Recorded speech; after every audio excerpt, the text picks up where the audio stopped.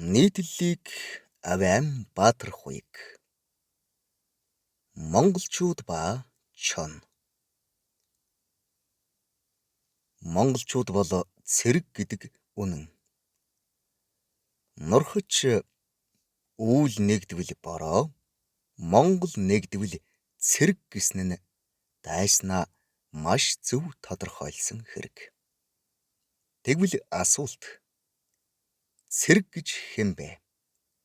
Цэрэг бол тушаалыг үг дуугүй биелүүлдэг, сахилгачсан, амиа өөрөө гамдаг зохион байгуулалтын нэгж. Давш гэвэл давших ёстой, үхлээс айхгүй байх ёстой. Ухар гэвэл бас ухрах ёстой. Дэмий баатарлаж гай гарц нэмэх хэрэггүй. Аль алийг зөрчвөл ганцхан үхэл гэдэг шийтгэлтэй. Энэ шинжээрээ хүм биш.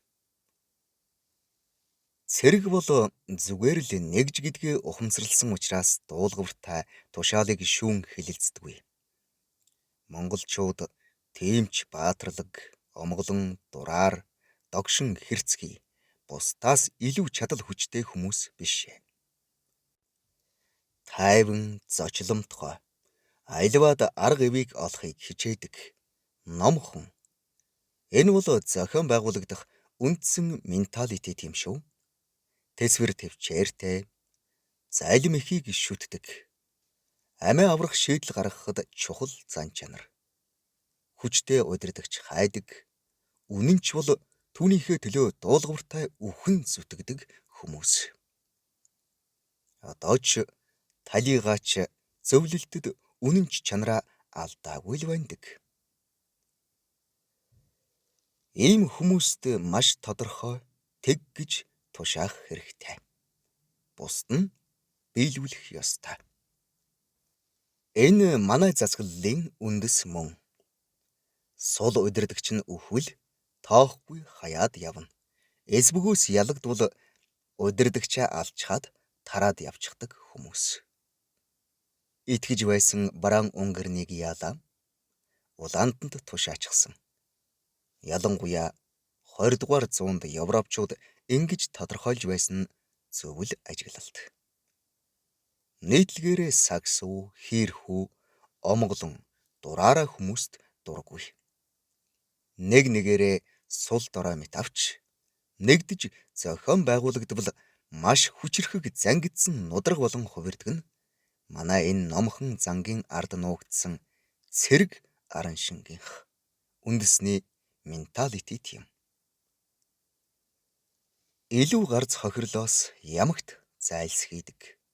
Ялахын тулд ямар ч арга мэх хэрэглэхээс ичиж буцахгүй увайгүй арга ёс зүйтэй.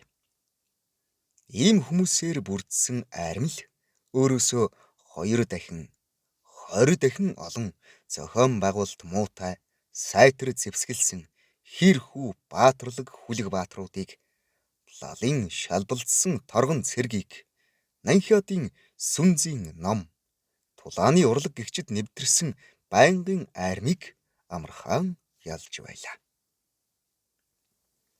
Монголчууд зүрх муутай, гардан тулаанаас зайлсхийдэг, зүхтдэг, ой гутам хүний санаанд оромгүй муу залтай хүмүүс гэдэг тодорхойлтыг бидэнд ялагдсан ард түмнүүд л ялагдлын хорслоор өгсөн. Өөрийн тоо, зэвсгийн дутууг, газар орны нөхцөл байдал, цаг уурын өөрчлөлт, хаглан бутрагах, хорлон сүйтгэх, тагнан турших, санаатайгаар айлган сүрдүүлж, хот болгодоор нь хядах, цуу тараах, хөшгөн утаа, хүмүүсээр амьд бамбай хийх, биологийн болон химийн зэвсэг хэрэглэх гэх мэт хүчин зүйлсээр нөхдөг байсан. Үнэн.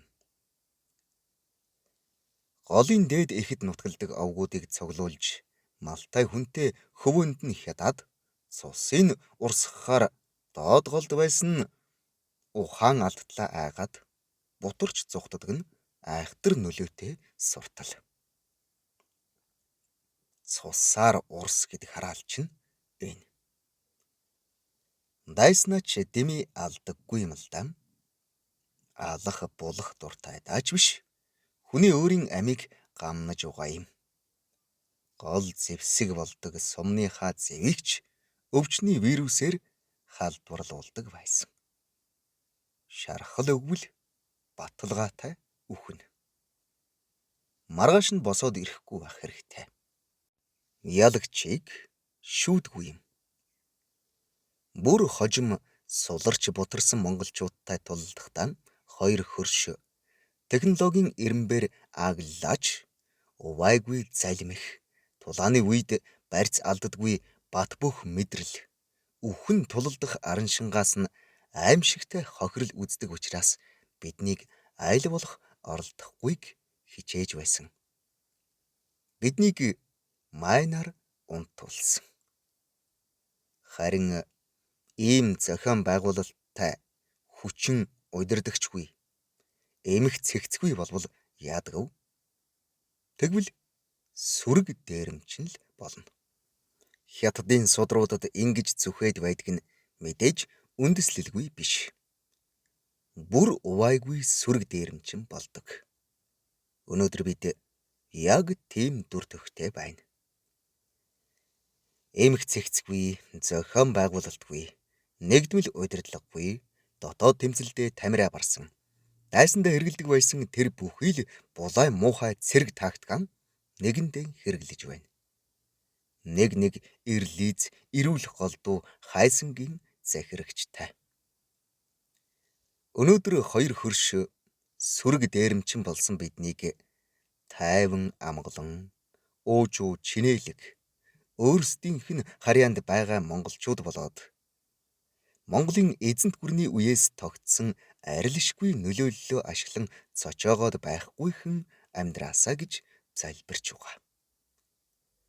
Тиймээс цэрэг ирсэн дээрэмчин арын шингаан барьж зохион байгуулагдаж нэгдмэл хүчин болох тэр замыг сонгоцгоё доо. Гэхдээ хэн ч эрх чөлөөгөө хасуулахыг хүсэж байна даа. Бүгдээрээ Чингис гэвз жич чоныг айхтар амтал гэдэг.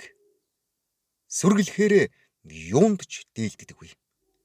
Гэвч баригдаж аргаан барсан чон ямар хүлцсэнгүй, хүний нүур хардаггүй, усаг гүйлгэнсэн нүдтэй, чичигнэж гөлгөнсөн дорой нунж харагддаг билээ. Нодин нэг шүдлэн чон хашиж аваад байтал нэг Кавказ ноцолдуулъя гэд аваад ирлээ. Тэр нохоо ямар сүртэй, зоримог, хүчрхэг харагдаж байв. Нохойг суллаж турхиртал чоныг нухаад байх юм.